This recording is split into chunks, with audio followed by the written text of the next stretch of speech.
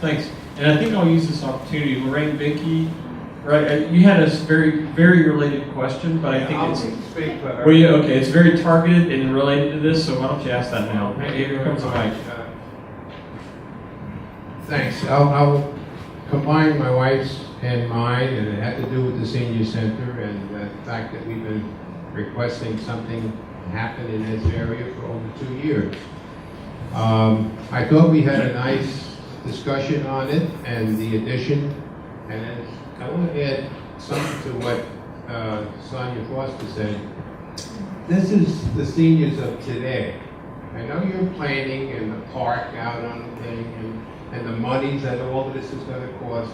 And who is that really going to benefit? It's going to benefit the future residents, not today's seniors. Our seniors need something today. Now, Nicole, you had approved or at least recommended that we spend a certain amount of monies to investigate. I don't know exactly what all that was done with it. The addition here on the town campus. I had heard that the monies that were spent did not produce favorable results. Would you expand on that and what exactly, is that true? And then if so, why? And then of course, what course of action can we take to help today's seniors, not 5-10 years from now? I may not be around and many others may not be around. But we're paying taxes today. Right. So I'm going to answer your last question first, and I'll say that you're exactly right. I think, in fact, because of the work that I do, I travel to many. I've been to about 17 senior centers in North Carolina, and they're not all in affluent towns. So I do think it's not doing the right thing if we don't try to do something for the seniors that are here. The average age here is about 34 years old. Well, many of us want to stay here. Not many of them. I'm not 34. Want to stay here. And I actually want to age in place. I want to stay here. So I think you're right. That's why I pushed hard on doing what I think is the right thing for people who have already been paid in advance. And so I'm with you on that, and I'll do what I can. I have not heard about, and I'm not staff, anything about the money that I asked for to be spent on design and the consultant fees. But I do trust our town manager that he would do the right thing as directed by the council. So I'm glad to get you that information related to where that rumor came from. But I do trust Mr. Havens that he would do the right thing with those funds. So, but I can get you a solid answer about that. Yeah. I'm not sure, but I think it might have been the cost of the building. One of the things that we were looking at is the senior citizen, but we have to look ahead also and possibly put a 4-story building in there. So the first 2 stories will be for seniors initially, and then the other 2 stories will be for future staff and other things. One of the things that I hope that we can do next year is we've talked about passing a bond issue so that we can get the money up front and then we'll pay it off over the long period so that folks like yourself can have your facility and folks that age out here later on will have paid for part of what they're going to be using also. So a bond is a fair way to go to try to get these things up front. And I hope we can all support that. I'd like to make a comment that this facility that we're pushing for as a senior wing will be a multi-generation. The children will be using that facility when the seniors leave in the afternoon. So when the children come in after school, they're going to be using that facility. So we're not talking about just seniors. We're talking about the town as a whole. We've been utilizing this facility. So we're really being smart on how giving office space, senior facilities, children's facilities, adult facilities in the afternoon. So there's really a good use of funds here for taxes.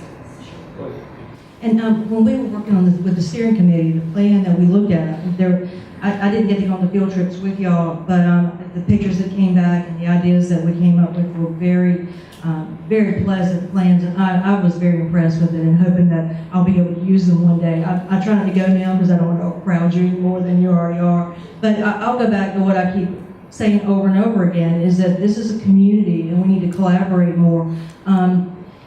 our churches have gyms. Our churches have extra rooms that are not used all day. I know we have preschools in some of them, but they're not used all the time. And to me, government shouldn't have to do everything for everybody. That's not our purpose. We need to look at the community and see what other resources that we have. I look at these school gymnasiums as well. I mean, they're open during the summer, and who's using them? And, we could be putting pickleball courts in those school gyms. It's just a matter of, again, collaborating and sitting down with the town manager, our Parks and Rec director, and the athletic directors at these schools that are sometimes very protective over their gym floors and their football fields and soccer fields, and seeing, why we can't work together, because, again, we're a community.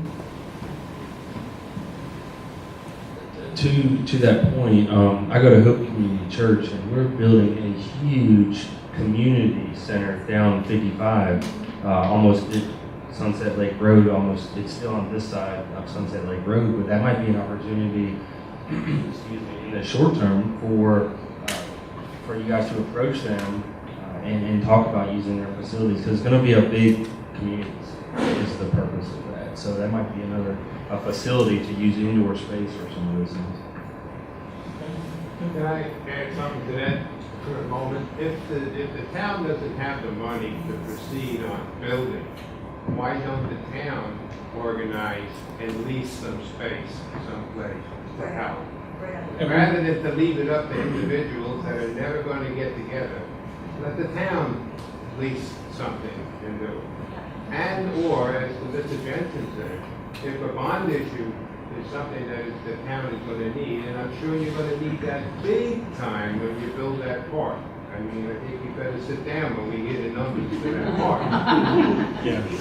Well, thank you, But Mr. if you're going to Big. do it, then do whatever you have to do now while the rates are low. Don't wait until the rates go up and then say, oh, now we need a bond. All right, So, thank you. So we actually had somebody come to the Parks and Rec Committee and talk about, they wanted us to be the master leaseholder for a 10-year lease on a building that they were going to build for us to use for Parks and Rec purposes. And we just weren't comfortable with doing the big master lease with all the other needs that we're talking about, because we wouldn't have any ownership in that piece of property. So we actually did explore that 2 months ago, I think. I think it was the cost that they were wanting to charge us for the rent. But again, I think we should lean on some of the other organizations and churches in this area, and maybe they wouldn't be in it for commercial gain or a profit. That they would be doing it for actually giving back to the community. I think as a group. I think at this point, excuse me, I don't want to cut you off, but I do want to carry this conversation forward a little bit. I'd like to wrap this up, but there are things that we have been exploring. There are out-of-the-box ideas.